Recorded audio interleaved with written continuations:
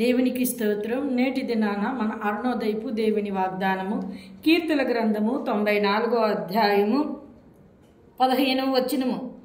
నీతిని స్థాపించుటికే న్యాయపు తీర్పు జరుగును, యథార్థ హృదయులందరూ దానిని అనుసరించెదరు. హల్లెలూయా.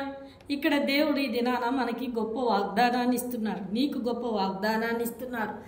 తీర్పు తీర్చుటకై,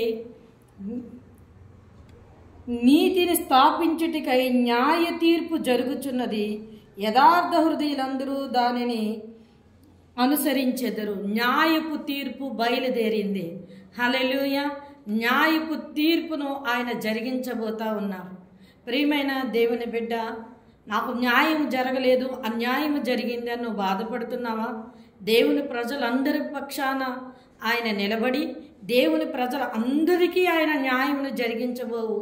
తీర్పు బయలుదేరింది కనుక దాన్ని స్థాపించబోతా ఉన్నారు కనుక నువ్వు దేవుని యందు ఇంకా నీ విశ్వాసాన్ని ఎక్కువ చేసుకుని ప్రభునందు నీ విశ్వాసం ఉంచి, దృఢమైన విశ్వాసాన్ని ఉంచి ఆయన న్యాయపు తీర్పు కొరకు ఇంకా ప్రార్థన చేసి మొరపెట్టినట్లయితే న్యాయపు తీర్పు మొదలయ్యింది కనుక ధైర్యంగా ఉండి దేవుడిచ్చిన దీవెన ఆశీర్వాదాలను పొందుకోండి. అరుణోదయాన లేచిన వెంటనే ఈ వాగ్దానాన్ని పట్టుకుని నీ జీవితాన్ని ప్రారంభించు.